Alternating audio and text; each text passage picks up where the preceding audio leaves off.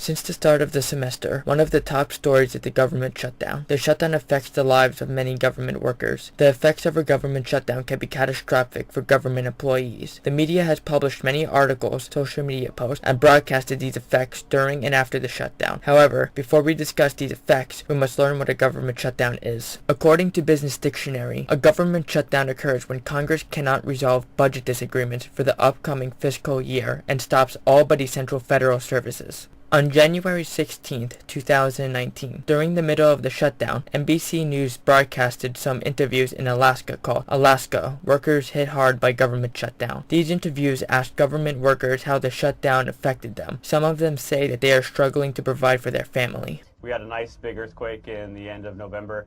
I had significant damage to my home that we had to pay a lot for repairs so far. We just now got our heat on last week. So that was a big chunk of money there, rolled right into the Christmas time season, and I have a couple birthdays for my kids coming up, so it'd be nice to have that paycheck, that's for sure. Just trying to explain to my family why we're not getting paid is tough. A lot of our friends and stuff as well, they don't understand why we're not getting paid. Trying to figure out what we're going to put on hold until next time is probably the most difficult. In Alaska, aviation's kind of a way of life here. We have lots of villages and towns that are cut off from the road system, and that's how we get out there, and that's how people get to and from those places. We bring out groceries, we bring out mail, and you know, the biggest thing for us is we're going to go to work, we're going to operate at 100%, and we're going to do our job every day, and it's going to be safe. You know, that may come at the cost of efficiency, but we're always going to be safe. But eventually, without our support staff, how long can we maintain that is the question. How long are we going to be able to keep everything running as efficiently as we are now? I feel a pressure I've never felt before in my life.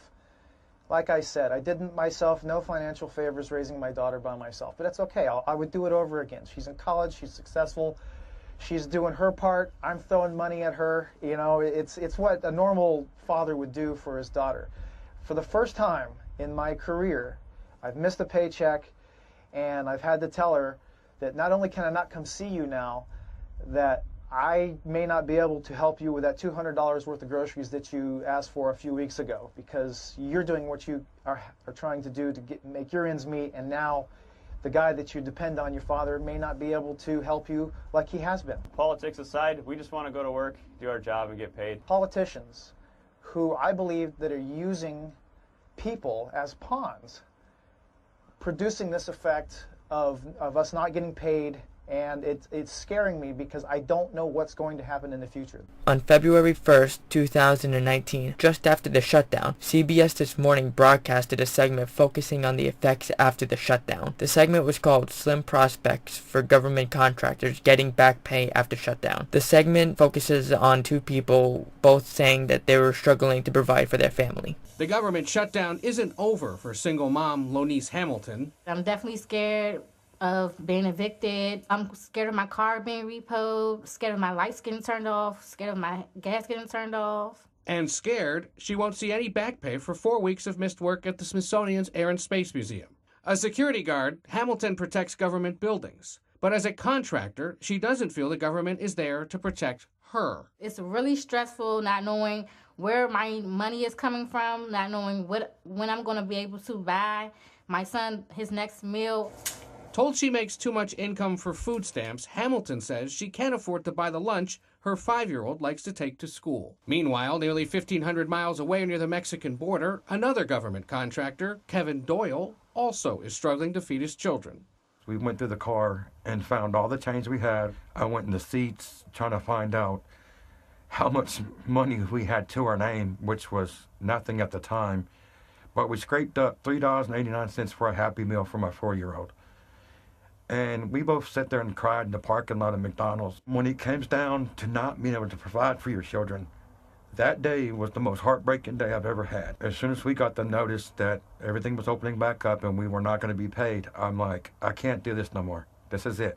I'm done. They want to bicker somewhere else in Washington, D.C. or elsewhere. You know, we shouldn't be held accountable for their actions. 2 of the 7 truths that best relates to these stories are everything from the margin moves to the center, and that new media is always scary. The media portrayed few of the hundreds of thousands of federal workers that lost money, both during and after the shutdown. They broadcasted their stories and showed it to millions of people, showing the devastating effects the shutdown has had on these people. The broadcasting of these interviews might make some people hesitant on applying for government jobs. 2 of the media literacy dimensions that best relates to these stories are moral and emotional. Isn't moral to not pay good government employees because of a feud between Congress and Trump? The emotional impact of the shutdown is immense. Like Kevin Doyle said before, When it comes down to not being able to provide for your children, that day was the most heartbreaking day I've ever had. the overall coverage of these stories were very negative. In these interviews, the people shared their negative experiences with the government shutdown. The media's coverage affected the situation by showing viewers the lives of federal workers who were affected by the shutdown. Due to all the negative press caused by the media, maybe the government will provide the back pay that these workers deserve.